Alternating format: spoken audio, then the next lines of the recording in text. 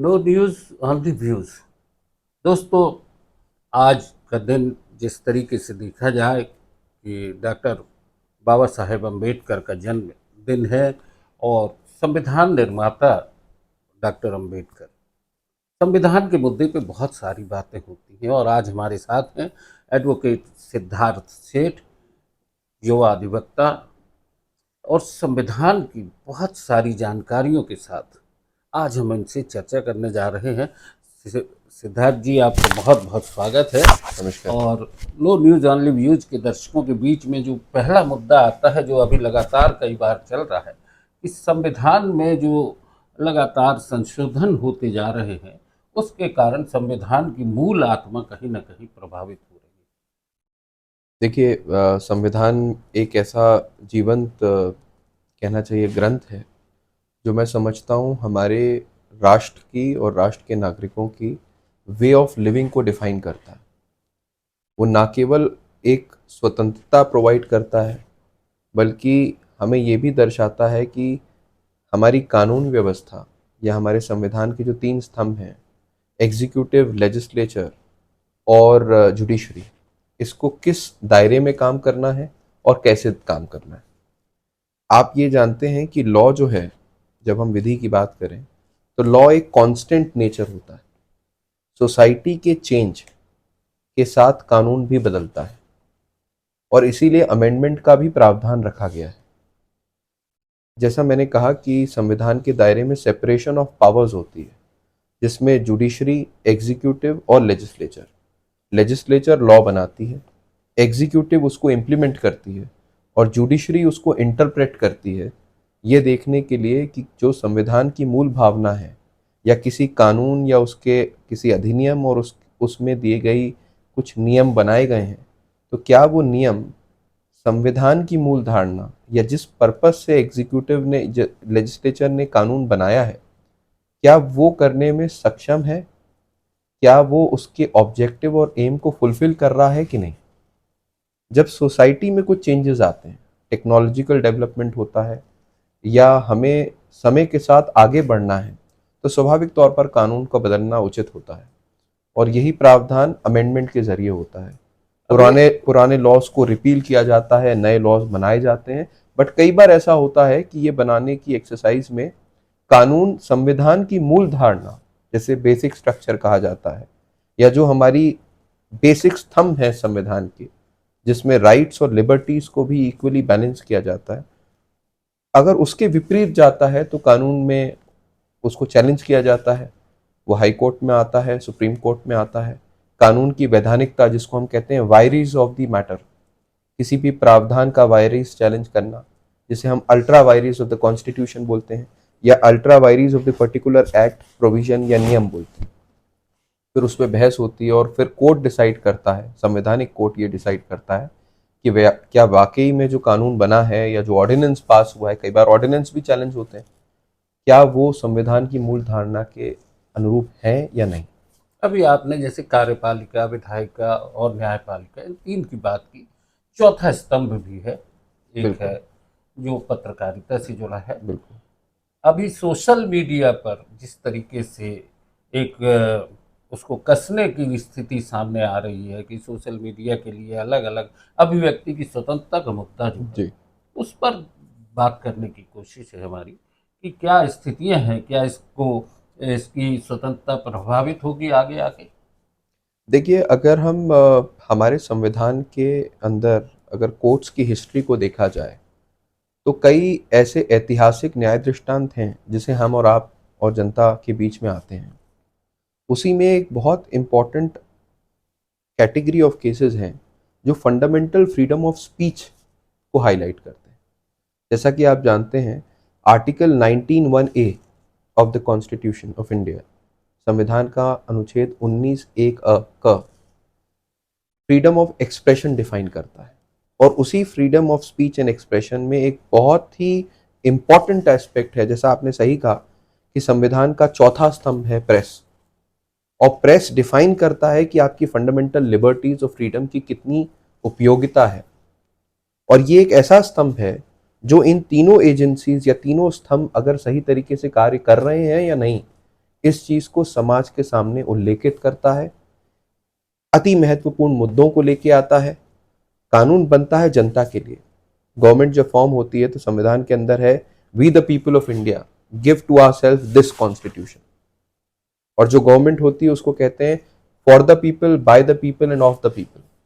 सरकार आखिरकार जनता ही सर्वोपरि है प्रजातांत्रिक व्यवस्था में।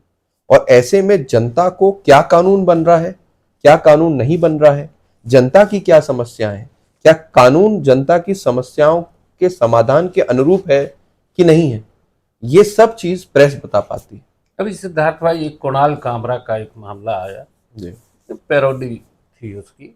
अब उस पर लगातार, उस पर जिस तरीके से हमले होने लगे, फिर ये बात आने लगी कि सोशल मीडिया की स्वतंत्रता कितनी होगी, उसको कितना दायरे में किया जाए। इससे क्या हो रहा है, जैसे कार्टून स्टार के लक्ष्मण, जी आपसे मेरी एक जी चर्चा भी हुई थी, जी अगर आज आर के लक्ष्मण हो तो क्या वो कार्टून बना पाएंगे?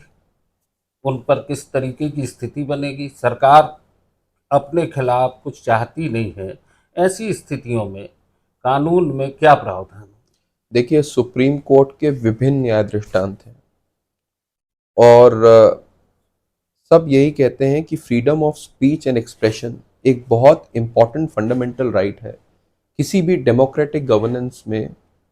और मैं समझता हूं, बट ये भी हमें याद रखना होगा कि फंडामेंटल फ्रीडम एब्सोल्यूट नहीं होती। 19 सब क्लॉज 2 19(2) में रिस्ट्रिक्शंस भी हैं कि भाई फंडामेंटल फ्रीडम कब दी जा सकती हैं और कब हमें हमें हमारा दायरा हमें मालूम होना चाहिए। स्वाभाविक तौर पे अगर हम किसी और की फंडामेंटल फ्रीडम के दायरे में ट्रांसग्रेस करेंगे या उसमें हस्तक्षेप करेंगे तो क्या हमारी फ्रीडम के दायरे में हम किसी और के फंडामेंटल फ्रीडम को खतरे में डाल सकते हैं? स्वाभाविक तौर पे नहीं। तो जब भी हम अपनी फंडामेंटल फ्रीडम एक्सप्रेस करते हैं तो हमें यह देखना होगा कि हम देश के अगेंस्ट तो नहीं जा रहे, हमारी देश की प्रभुत्ता के अगेंस्ट तो नहीं जा रहे, कोई नेशनल थ्रेट तो नहीं हो रही है, क्या उससे पब्लिक न्यूसेंस या पब्लिक डिस्टर्बेंस तो नहीं हो रहा है। पब्लिक न्यूसेंस, पब्लिक डिस्टर्बेंस और fundamental freedom side by side चल सकते हैं, बट दोनों को वे करना पड़ेगा कि क्या आपने ऐसे अपने एक्सप्रेशन को दिखाते वक्त क्या ऐसा कुछ बोला, लिखा, दर्शाया जिससे कि किसी और की फंडामेंटल फ्रीडम को हर्ट हो। अब आपको मालूम है फंडामेंटल फ्रीडम बहुत तरीके की है। फ्रीडम ऑफ रिलीजन है, फ्रीडम ऑफ एक्सप्रेशन है, फ्रीडम ऑफ मूवमेंट है, और भी विभिन्न तरीके की फ्रीडम है, freedom of profession, trade and business है। तो ये सारी फंडामेंटल फ्रीडम्स में हमें ये ध्यान रखना है कि भाई हम अपना दायरा ऐसा रखें कि हम किसी और की फंडामेंटल फ्रीडम को हर्ट ना करें। आपने एक कॉमेडियन का नाम लिया, मैं व्यक्तिगत तौर पे मैंने तो नहीं देखा कि उन्होंने क्या बोला और क्या नहीं बोला, बट मैं समझता हूं कि दर्शक और जनता को भी ये समझना होगा कि भाई हर एक के अपने राइट्स हैं। पर्टिकुलर कॉमेडियन पे मैं कमेंट नहीं करता हूं, और इसमें इसी से जुड़े हुए बहुत सारे विभिन्न मुद्दे हैं।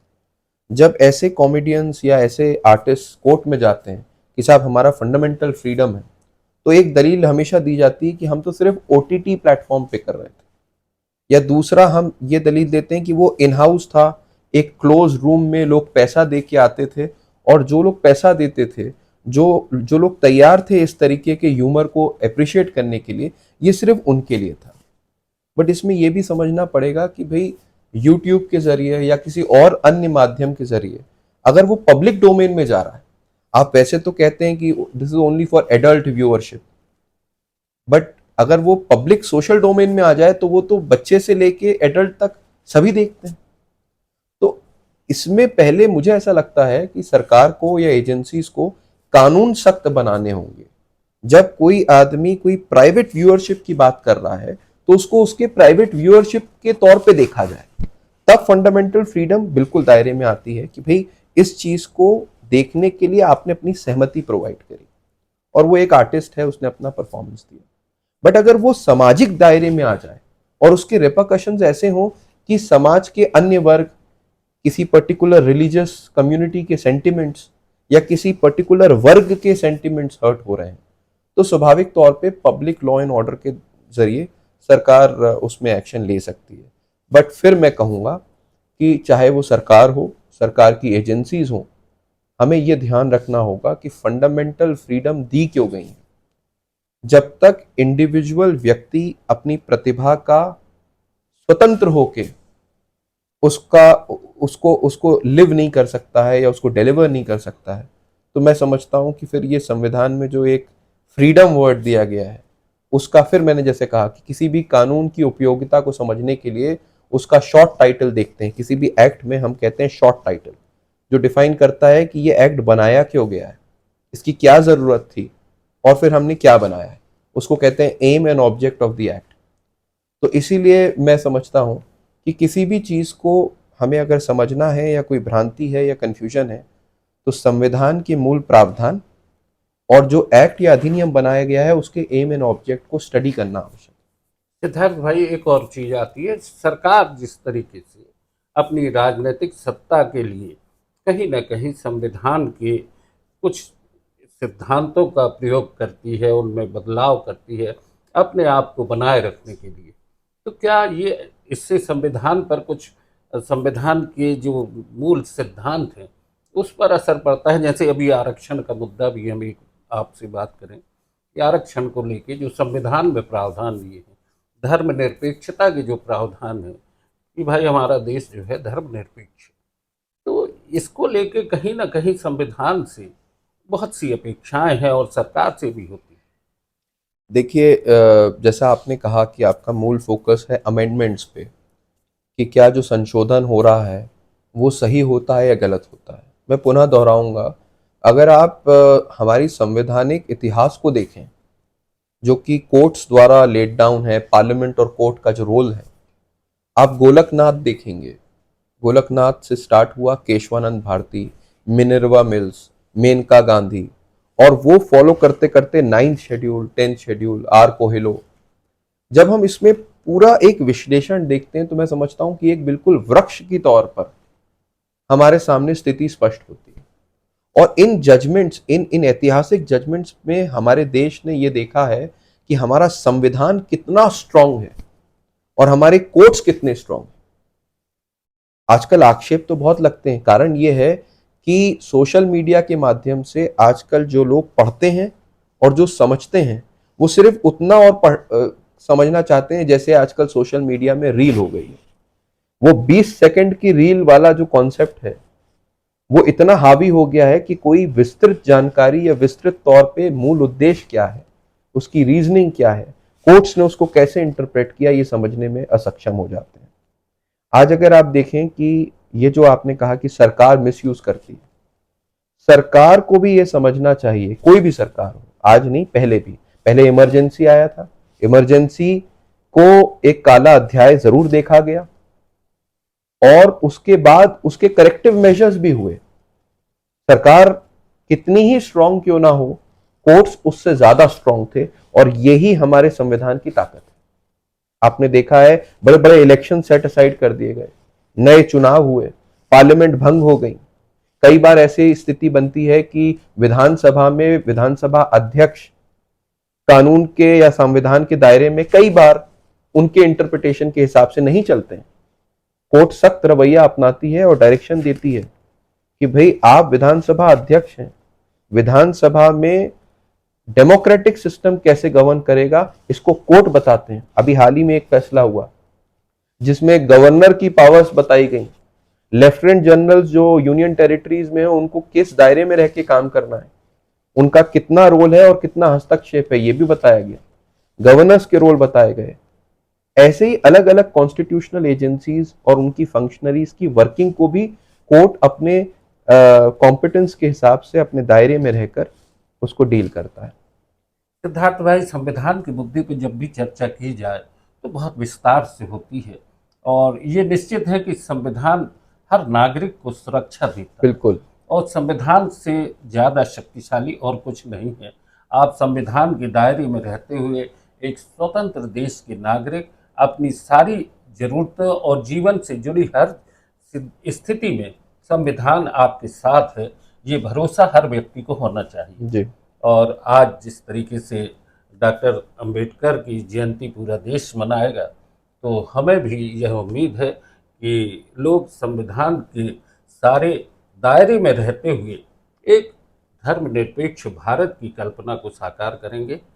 आज की चर्चा बस यहीं तक। धन्यवाद। धन्यवाद।